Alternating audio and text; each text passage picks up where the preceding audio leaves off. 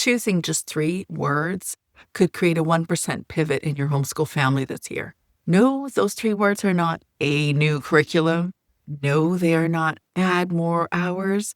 And they aren't give away kids. They're just 3 intentional words that help you make an easy 1% shift in your year. I'm Teresa Wiedrick, and welcome to Quick Wins for Homeschool Moms who want big results without big overhauls.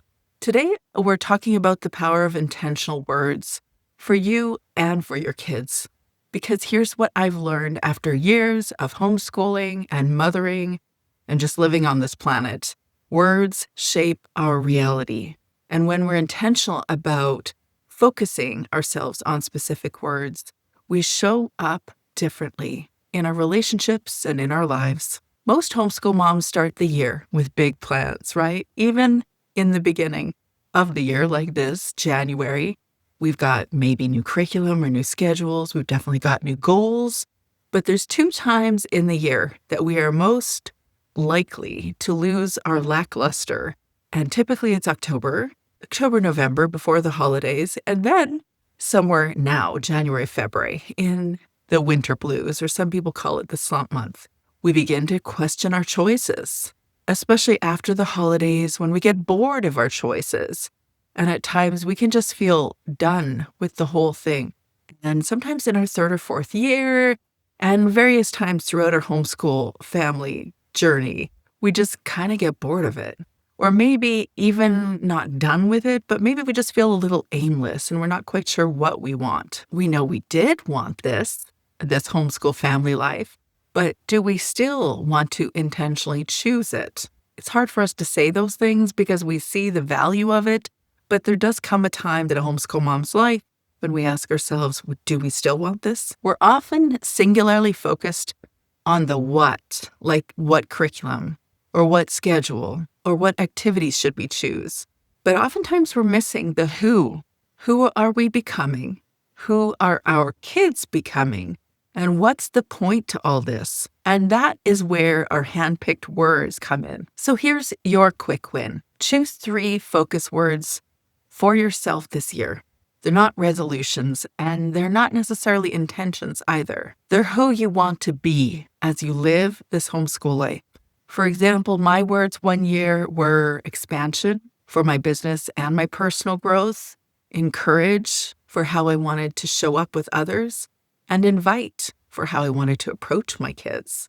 Invite, not control. Every morning, I'd reflect on these words as I wrote them at the top of my journal. They became a filter for my decisions. Should I add this activity? Does it align with expansion? How do I respond to this meltdown? How would I invite rather than demand? Here's how to choose your 3 words. Ask yourself these 3 thoughts. Think about who you want to be this year, not what you want to do. Choose words that feel like a stretch, but also feel true to you. And pick words for different areas of your life. Maybe one specifically for your growth, one for your family relationships, and one for your homeschool approach. Write them down. Put them where you'll see them, like at the top of your journal each morning, or on a sticky note on your bathroom mirror, maybe on the kitchen fridge. Then just reference them once a day. Notice them. You know what you can also do is choose words for each of your kids too. These aren't words that you force on them or even tell them about.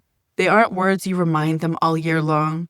They're not goals you impose, but they can be words that you pray over them, or words that you notice in them, and words that you nurture in them. I've prayed words like gentleness, courage, and confidence, relational and empathic, self-nurturing and boundaried, cool and self-soothing. One year I focused on an entire set of quotes, my favorite quote by Gordon Neufeld, collect your kids before you direct your kids.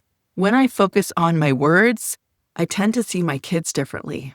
I notice where they are being courageous, even in small ways. I create space for gentleness instead of being demanding. I've learned that the more you pay attention to these words, the more you get out of your kids' way so they can embody them. To choose words for your kids, ask yourself, what do you already see in them that you want to nurture? What quality would serve them well this year? What do they need more of in their life right now? Try it and tell me what you think. When we choose intentional words, we're creating meaning. We're framing our homeschool story as we're living. Your homeschool year isn't just about engaging in learning opportunities. It certainly is, but that's not all it is. Most importantly, it's about becoming and growing into the most purposeful you and enabling your kids to become the most purposeful them, to live our lives purposefully. That shift from doing to becoming, that might be a whole lot more than a 1% shift because it really does change everything. So grab your journal or a Post-it note, write down 3 words for you, write down 1 word for each of your kids, put them somewhere you'll see them daily. That's it. Simple, but powerful. If you want to make this habit even easier, check out my video on 5 simple habit stacking ideas for homeschool moms. I'll show you exactly how to weave these words into routines you're already doing. And if you're struggling to find your rhythm right now, listen to my podcast, The Confident Homeschool Mom Podcast. When you can't find your rhythm, drop your 3 words in the comments below. I would love to hear them. And I'll see you next week.